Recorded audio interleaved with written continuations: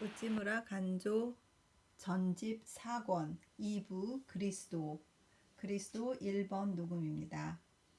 녹음 순서로는 11번째라서 11번이라고 이렇게 써놨는데 그것은 녹음 11번이라는 뜻입니다. 잠시 기도드리겠습니다. 주님 은혜를 감사드립니다. 하나님 아버지, 1권 하나님에 대해서, 주님에 대해서, 아버지에 대해서 잘 읽었습니다. 이제 우리 주 그리스도에 대해서 읽을 차례입니다. 주님 감사합니다. 큰 은혜를 주셨습니다.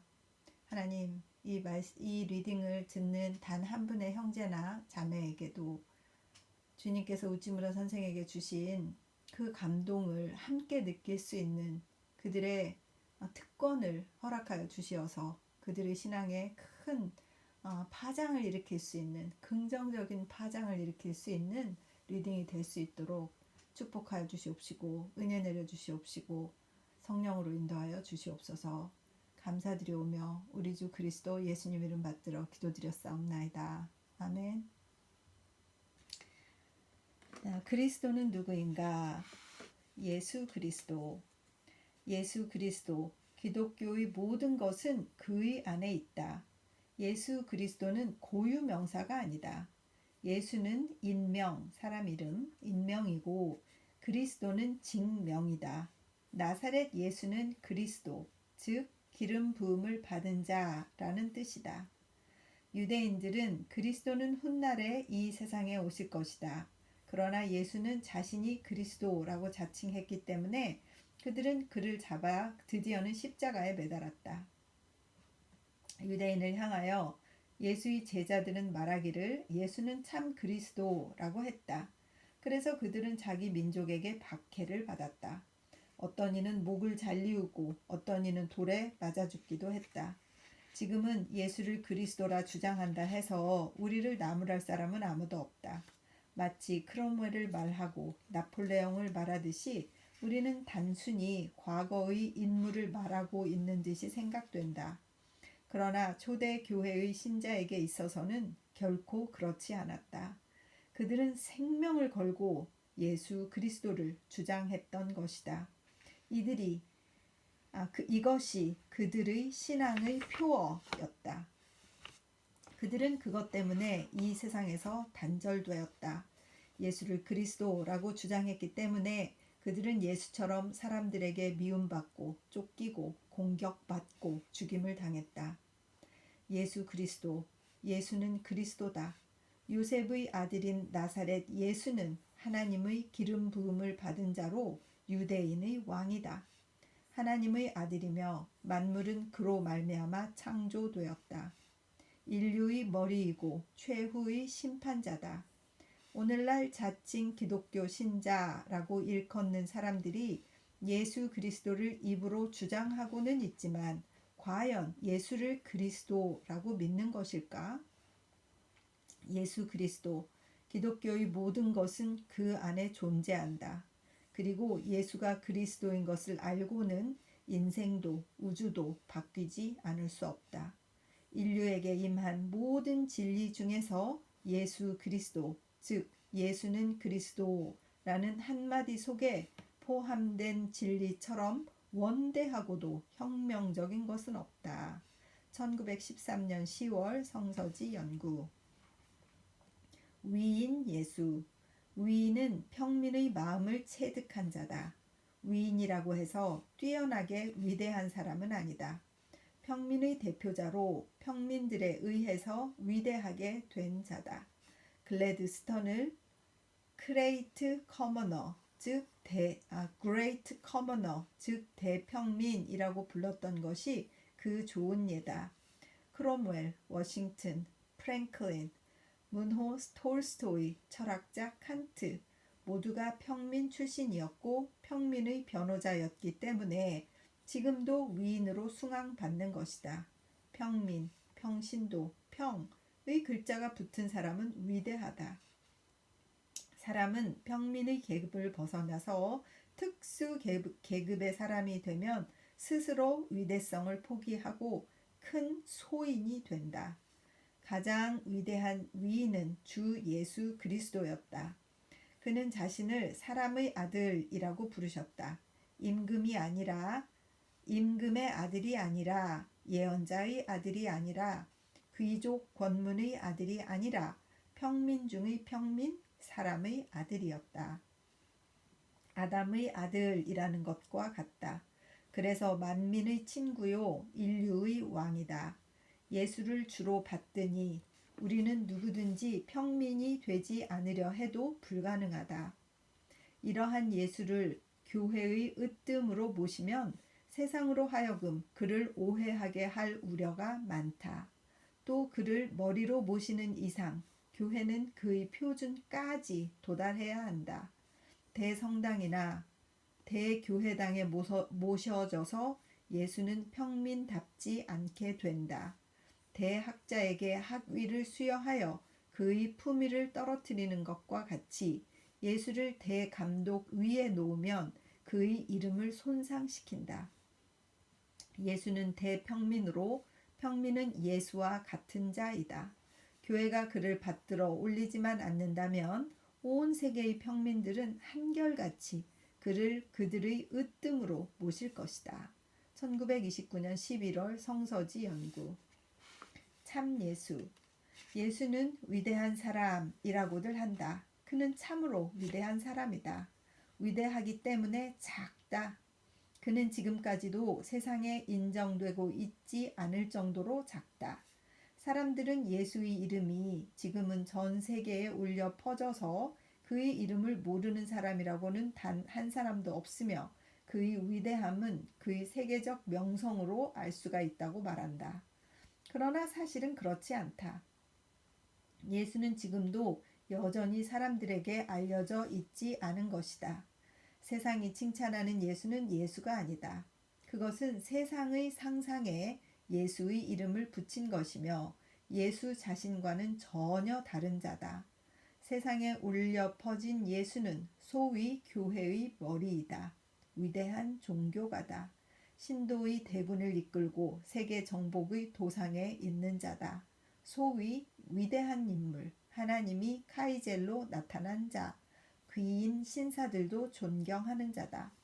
그러나 예수는 그렇게 해서 세상에 나타나시는 분은 아니다. 계시지 않는 곳이 없는 그는 극히 소수의 사람에게만 자신을 나타내시는 것이다. 사실 세상에서 예수만큼 사람들에게 알려지지 않은 자는 없다. 만일 사람의 위대함이 그를 아는 세상 사람들의 다소에 의해서 정해지는 것이라면 예수는 소인 중의 소인이라고 할 수가 있다. 영국 성공회의 명예회장인 영국 황제는 아마도 예수를 모를 것이다. 러시아 정교회의 공인적 수뇌인 러시아 황제도 또한 예수를 모를 것이다. 로마 카톨릭 폐하로 불리우는 스페인 국왕도 또한 예수를 모를 것이다. 그 이외에도 금난의 버블을 입고 보석의 왕관을 머리에 쓴 교황, 대주교, 대감독들도 아마 예수를 모를 것이다. 그들이 칭송하는 예수는 참 예수가 아니다. 이 세상이 동경하는 이상적인 인물에 예수의 이름을 붙인 것에 지나지 않는 자다. 예수는 지금도 대성당이나 대교회당을 피해서 천한 오막살이에 계신다. 아, 조용하신 예수, 정치운동과 요란한 전도를 싫어하시는 예수, 숨은 빈 심령을 사랑하시는 예수. 그는 다수에게 칭송받기보다는 소수에게 받아들여지기를 좋아하신다. 나는 그 소수 중의 한 사람이 되기를 원한다. 내가 예수의 제자라는 것은 영국 황제나 또는 요크 또는 캔터베리 대주교와 신앙을 같이 한다는 뜻은 아니다. 나는 사람들에게 알려지지 않은 예수의 제자가 되기를 원한다. 내가 믿는 예수는 소위 이 세상의 임금은 아니다. 그 정반대다. 이 세상 임금이 오겠음이라. 그러나 저는 내게 관계할 것이 없으니. 요한복음 14장 30절 라고 그는 말씀하셨다. 필립 마우로는 진리를 말했다. 그의 말은 격렬하지만 그 속에 큰 진리를 품고 있다. 그는 말하기를 이 세상의 임금은 말할 것 없이 악마다. 그리고 문명세계의 임금으로 숭앙받는 예수는 예수가 아니라 예수의 대적인 안티그리스도, 즉 제 마음대로 그리스도의 이름을 사칭한 악마다 라고 했다. 이것은 세상 체면을 사랑하는 교회주의자들의 귀에는 큰 모독처럼 들리는 말이다. 그러나 없앨 수 없는 대진리이다. 그렇다. 위대한 예수. 세상이 그 위대함을 인정할 수 없기 때문에 위대한 예수. 자기를 지혜롭고 슬기 있는 자들에게 숨기시고 어린아이들에게는 나타내시기 때문에 위대한 예수. 마태복음 2장 25절. 위대함을 즐기지 않으시고 오히려 미소함을 사랑하시기 때문에 위대한 예수. 나는 이러한 작기 때문에 크고 나타난 것 같이 보이나 실은 숨겨진 이 예수의 제자가 되고 싶다. 1914년 5월 성서지 연구. 새 생명. 새로운 생명이란 새로운 해처럼 원래 있던 생명이 새롭게 시작된다는 뜻이 아니다. 새로운 생명이란 이 세상에 없던 생명이 새로이 사람에게 임하는 것이다. 즉 식물이나 동물 또는 인생과는 전혀 그 성질을 달리하는 생명이 신자에게 임하는 것이다. 우리의 생명이신 그리스도 골로새서 3장 4절 이라고 기록된 것이 즉 이 생명이다. 이 생명은 발달하기 위해 생존 경쟁을 필요로 하지 않는다. 이 생명은 다른 생명과는 달라서 허무한 것이 아니니 우주는 없어져도 이것은 없어지지 않는다. 식물 또는 동물이 진화하여 이루어진 것도 아니다. 또 야만인의 생명이 문명화한 것도 아니다. 이것은 곧바로 하나님으로부터 내려와서 그를 믿는 사람에게 임하는 특수한 생명이다. 크리스천은 소위 기독교적 문화를 만나서 이루어진 산물은 아니다.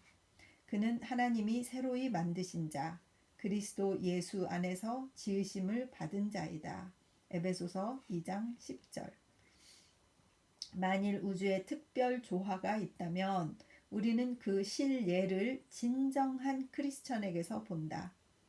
그리스도는 생명 이외의 생명이다.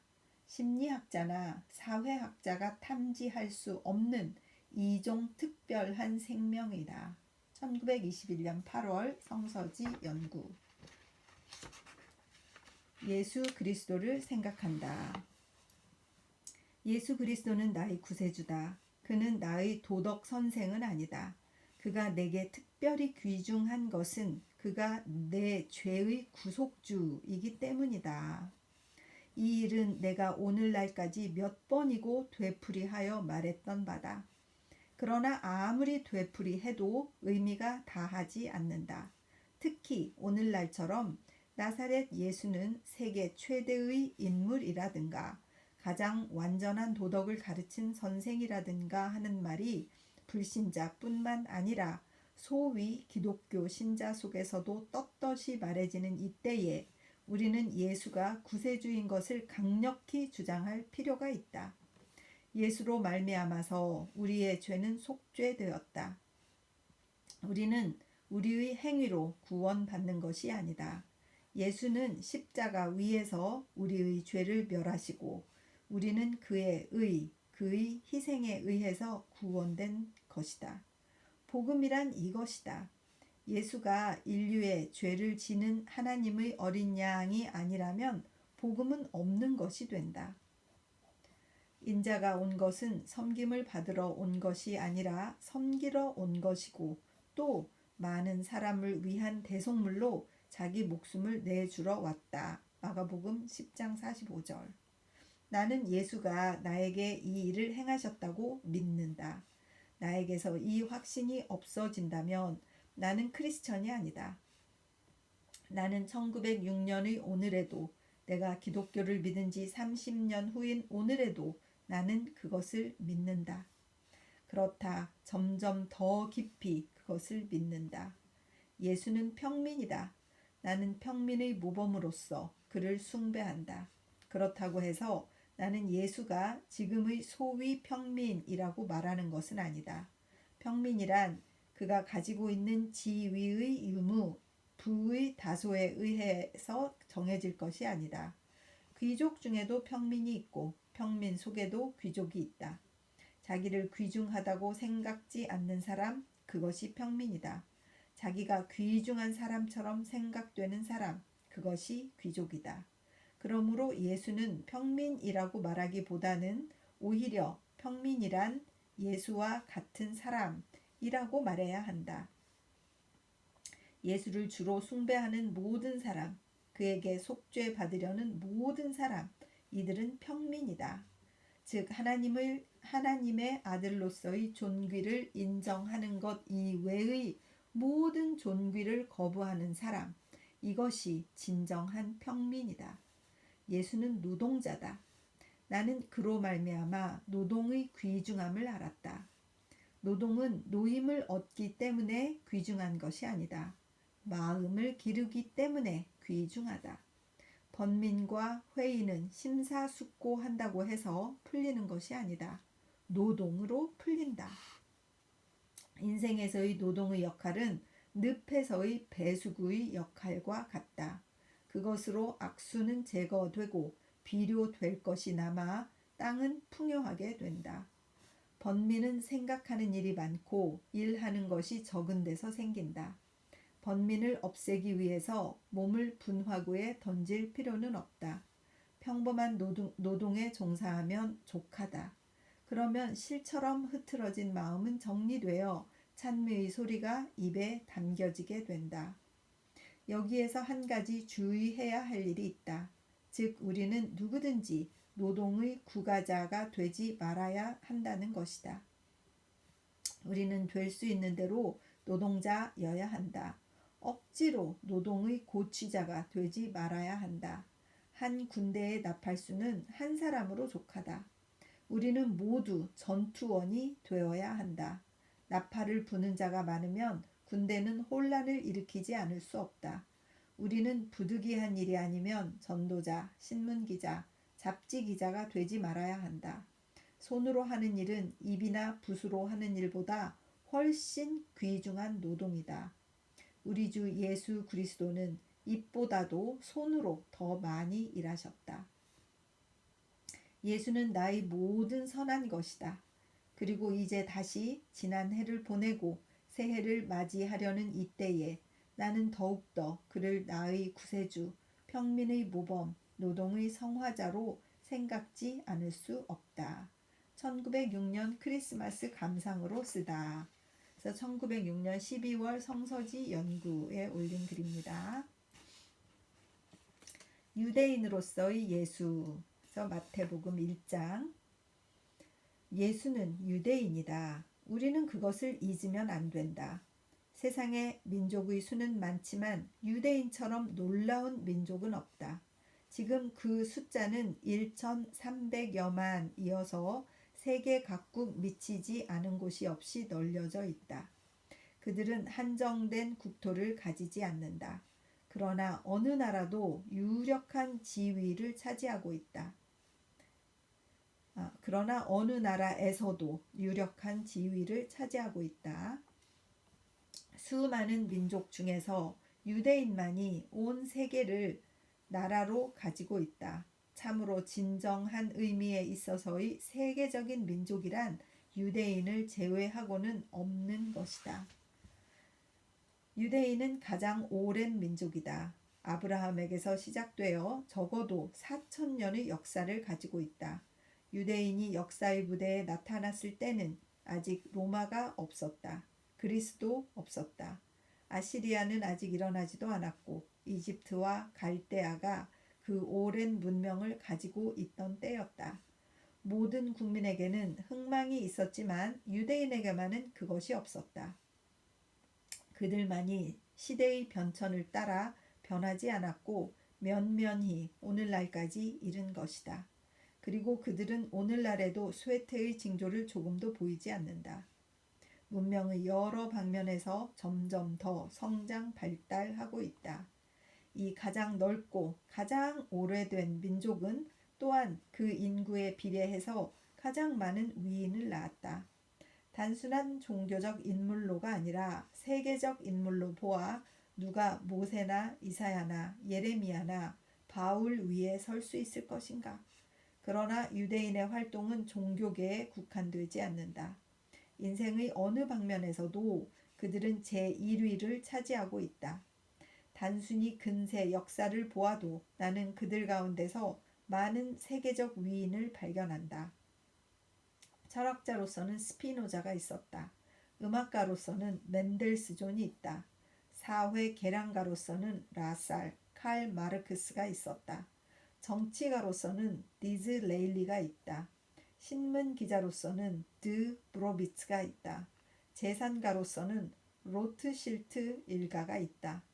비전론은 조직적이고도 가장 정밀하게 처음으로 유대인인 드 브로흐에 의해서 재창되었다. 여기서 비전론은 그러니까 전쟁을 하지 않는 이론인가 봐요. 한자가 그럴 것 같아요.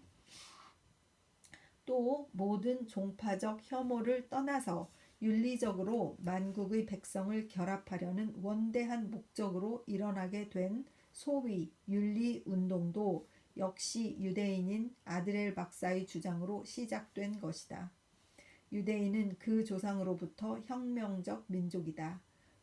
모세로 시작되어 이사야, 예레미야, 바울을 거쳐 스피노자, 브로흐에 이르기까지 큰 뜻을 품고 위대한 사상을 주장하며 인류를 근본적으로 개혁하려고 계획한 사람들이다.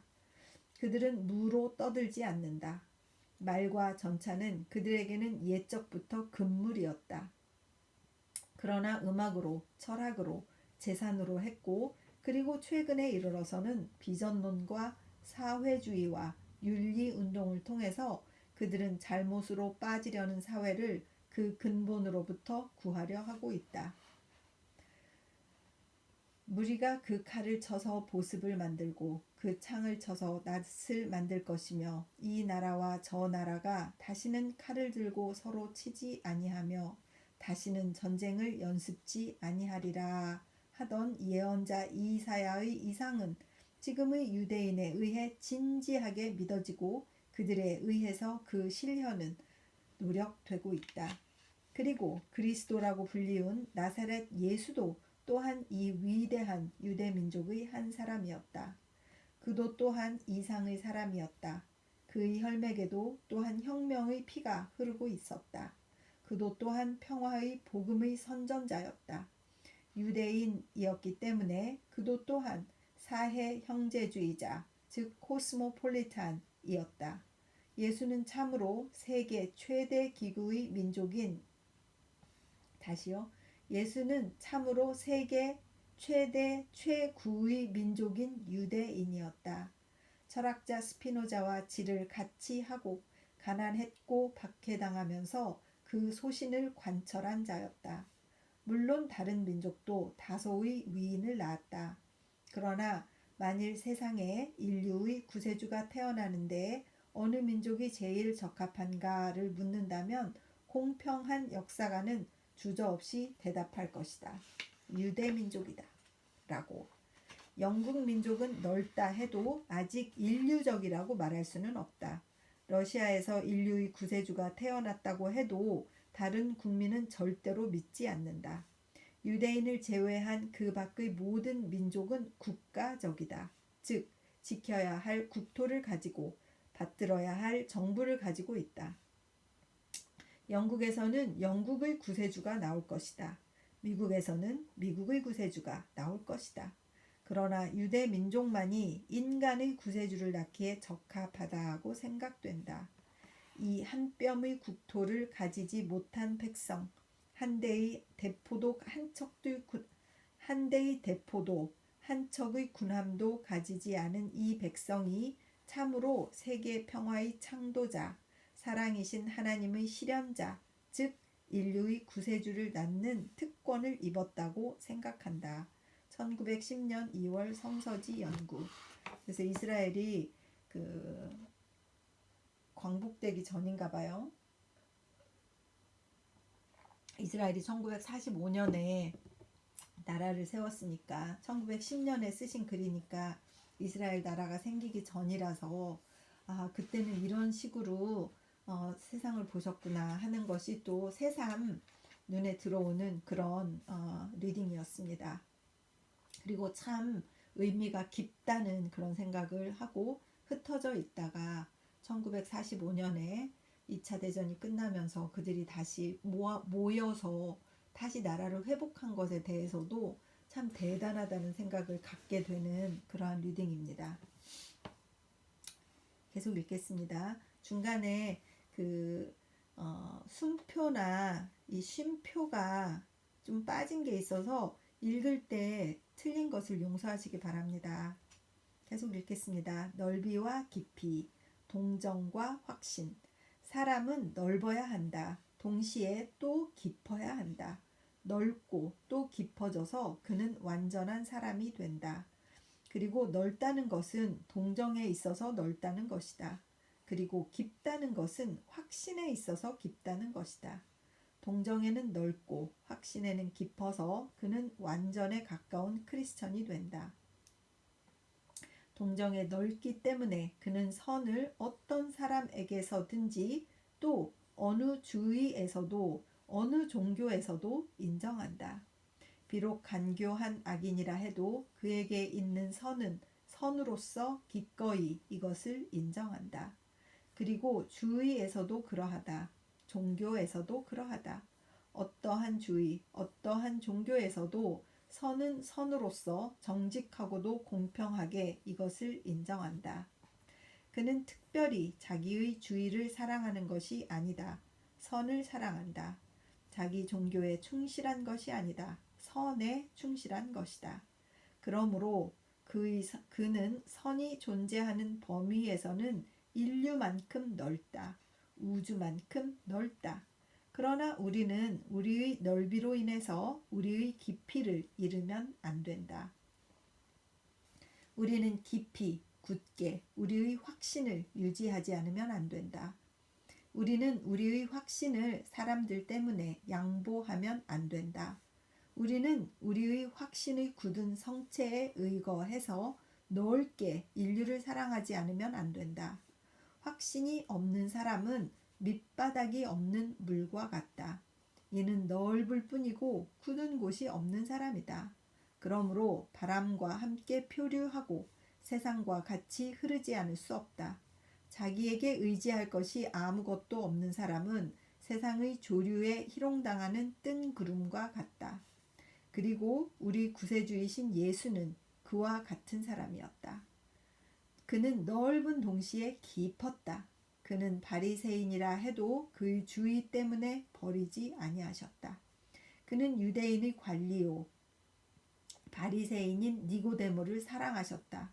또 그를 공박하려는 학자 가운데서 조금이라도 복음의 진리를 해득하는 사람이 있으면 너는 하나님 나라에서 멀지 않다 라고 말하여 그에게서도 진리는 진리로서 인정하셨다. 마가복음 12장 32절 이하. 그의 권고를 받아들이지 못한 의지박약한 청년에게서도 그 뜻은 깊이 사랑하셨다. 마가복음 10장 21절. 바리새인을 공격해 맞이 않았던 그였지만 기꺼이 그들의 손님이 되셨다. 누가복음 11장 37절. 예수는 사람을 사람으로서 미워하지는 않았다. 그 죄를 미워하셨다. 주의를 주의로서 싫어하지 않으셨다. 그 속에 있는 불의를 싫어하셨다. 바리새인도 사두개인도 심지어는 헤롯 땅의 사람이라 해도 예수 앞에 서면 그 선은 반드시 인정되지 않을 수 없었다. 예수는 특히 선의 승인자였다. 그는 그를 원수에게 팔아넘긴 가룟 유다에게서조차도 그 선은 기꺼이 인정하셨음에 틀림없다. 그러나 예수가 동정만 하신 분이 아니었던 것은 내가 여기에서 말할 필요가 없다. 예수는 넓은 동정의 사람이면서 동시에 또한 깊은 확신의 사람이었다. 주의 집을 위하는 열정이 나를 삼킬 것이다. 요한복음 2장 17절라고 한 것은 바로 그를 가리킨 말이다. 하나님을 위해서라면 그를 속박할 수 있는 정실이 없었다. 빌라도가 관저에서 내가 유대인의 왕이냐 하고 물으니 그는 거침없이 대답하여 말하셨다. 네가 말한 대로 나는 왕이다. 요한복음 18장 33절 이하라고. 참으로 세상에 자신만만한 사람 치고 예수와 같은 사람은 없었다. 예수는 자기 확신을 지키기 위해서 그 몸을 버리신 것이다. 우리가 넓어져야 할 일에 대해서 사도 바울은 가르쳐 말한다. 정말로 형제들아, 무엇에든지 참되며 무엇에든지 경건하며 무엇에든지 옳으며 무엇에든지 정결하며 무엇에든지 사랑할 만하며 무엇에든지 칭찬할 만하며 무슨 덕이 있든지 무슨 기림이 있든지 이것들을 생각하라. 빌립보서 4장 8절이라고. 즉 진선미는 어떤 사람에 의해서 주장되든 어떤 주의에 의해서 대표되든 어떤 종교에 의해서 전해지든 이것을 공경하고 귀중하게 여겨야 한다는 것이다. 그와 동시에 또 바울은 크리스천은 복음의 진리 위에 굳게 서서 흔들리지 말 것을 가르쳐 말했다. 그러나 우리나 혹 하늘로부터 온 천사라도 우리가 너희에게 전한 복음 외에 다른 복음을 전하면 저주를 받을지어다. 갈라디아서 1장 8절이라고. 즉 그리스도의 복음은 절대적 진리이기 때문에 생명을 걸고 이것을 지켜야 한다는 것이다. 이렇게 예수나 바울은 넓고도 깊은 사람, 깊고도 넓은 사람이었다. 넓음이 없으면 깊이는 좁아진다. 또 깊이가 없으면 넓음은 얕아진다. 동정만 하는 사람은 얕은 사람이다. 확신만 가지는 사람은 좁은 사람이다. 그래서 우리는 동정과 확신을 같이 가지지 않으면 안 되는 것이다. 이것은 쉬운 일이 아니다. 그러나 예수를 믿으면 그렇게 될 수 있다. 크리스천은 넓고도 깊은 진정한 신사다. 세상의 입장에서 보아 그는 어떤 때는 얕게 보이고 또 어떤 때는 좁게 보인다. 그러나 그는 얕은 것이 아니다. 또 좁은 것이 아니다. 그는 하나님의 성품을 받아서 넓고도 깊은 입체적 소우주가 될 수 있었던 것이다. 1912년 4월 성서지 연구. 예수의 용모에 대하여. 어느 만찬회 석상에서 친구 모씨에게 이야기한 것. 문. 예수는 도대체 어떤 용모의 분이었는지요? 답. 글쎄요. 예수의 전기로서 남아있는 것이 4개 있습니다만 그 속에 그가 어떤 용모의 분이었는지 그 점에 대해서는 조금도 기록되어 있지 않습니다. 키는 어느 만큼이고 그 얼굴색은 희었는지 검었는지 눈은 찌르는 듯 했는지 부드러웠는지 목소리는 높았는지 낮았는지 그런 것에 대해서는 그의 전기자는 아무것도 쓰지 않았습니다. 다만 요한복음 제8장 57절에 그의 원수가 30세 전후인 그에게 묻기를 내 나이 아직 50도 못 되었는데 아브라함을 보았단 말이냐고 한 것을 보아 우리들은 예수가 나이에 비해 그 이마에 주름이 많았다는 것을 알 수 있습니다. 그 밖에 예수의 육체에 대해서는 우리가 절대로 아무것도 모른다고 해도 좋습니다. 그러나 잘 생각해 보십시오. 이 한 가지 사실이 기독교가 무엇인지를 잘 나타내지 않습니까?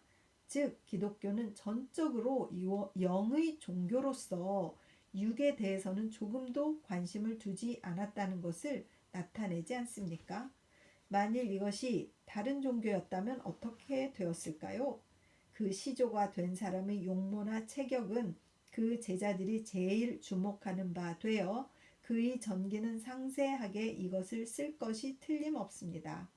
그런데 여기 하나님의 아들로 받들어진 예수의 전기에는 그 용모에 대해서 한마디도 씌어 있지 않는 것입니다.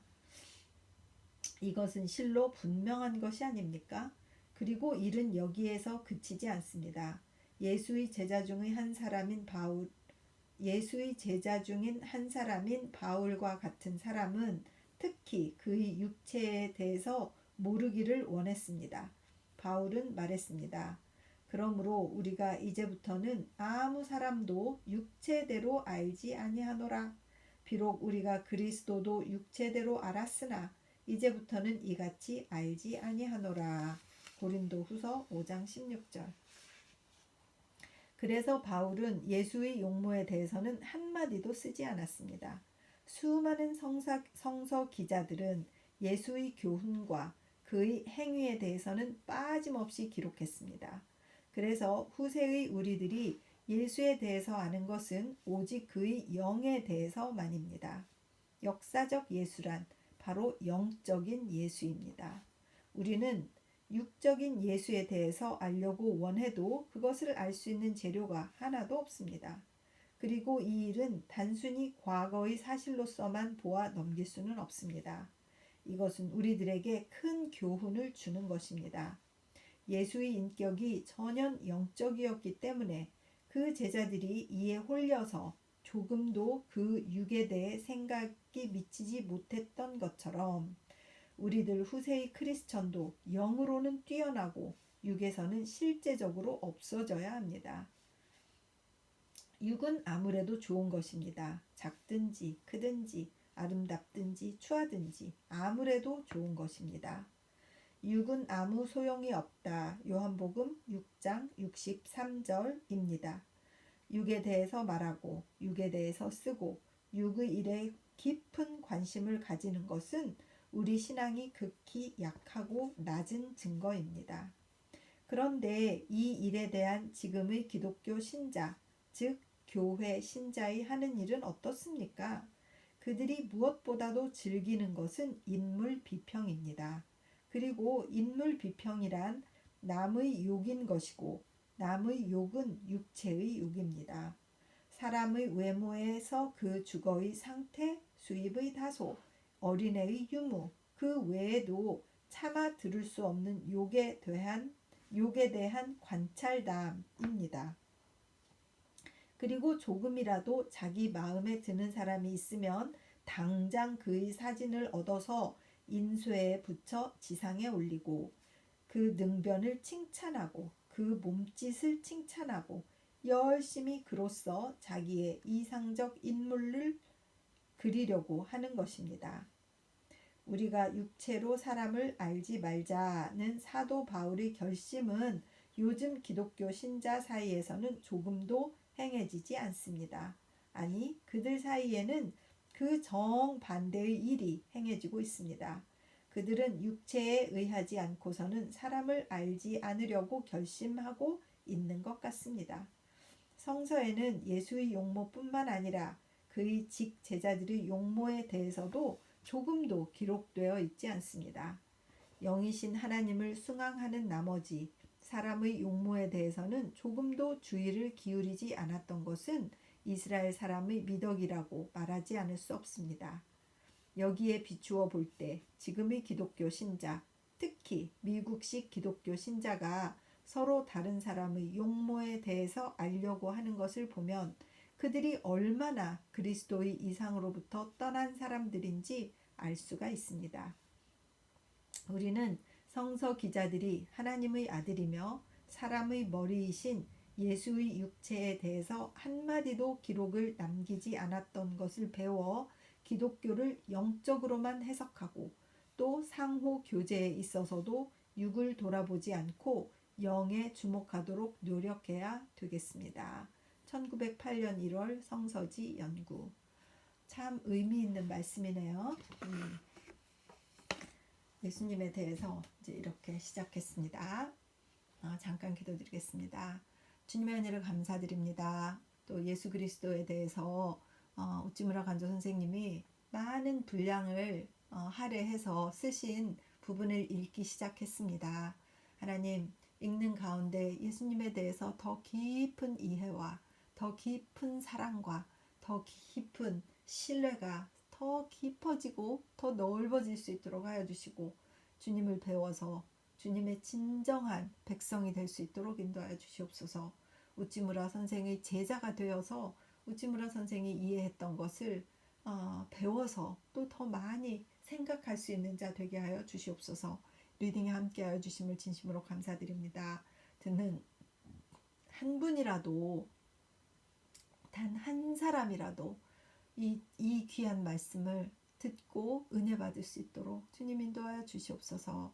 이 생이 되었든 제가 죽은 뒤가 되었든 언제가 되었든 이 유튜브가 사라지지 않는 한 이 글이 남아서 이 리딩이 남아서 두고두고 후세에 이 말씀을 필요로 하는 분의 귀에 들릴 수 있도록 인도하여 주시옵시고 듣는 그분들의 귀를 축복하여 주시옵소서. 감사드렸고 고마우신 우리 주 그리스도 예수님 이름 받들어 기도드렸사옵나이다. 아멘.